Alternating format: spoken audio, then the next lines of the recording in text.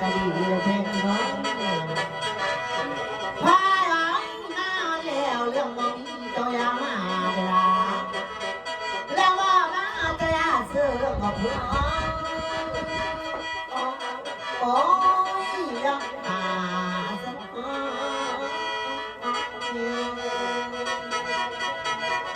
ลาแพงเลยแล้วเจ้ายันหัวน้องตกตา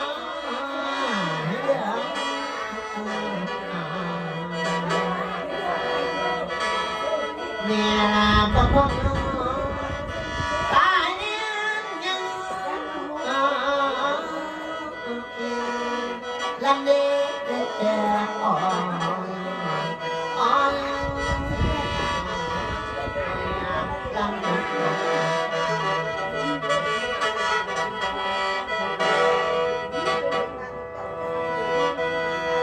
แพ้หายไปแล้วพันมุงเดินว่าดอกดาดาพายหายในบ้านบ้านกูพวกดอกไม้ใส่น้ำงานเพื่อเต่าตะบองเองมองท้องตะบองเองนอนแพ้หายไปแล้วถ้าว่าคนคนนี้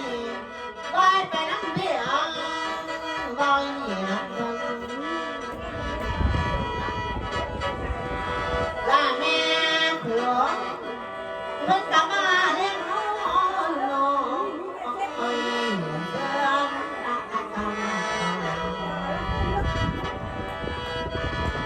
อย่าคิดแล้วภายในยังลันเล่ลันเล่อ่อน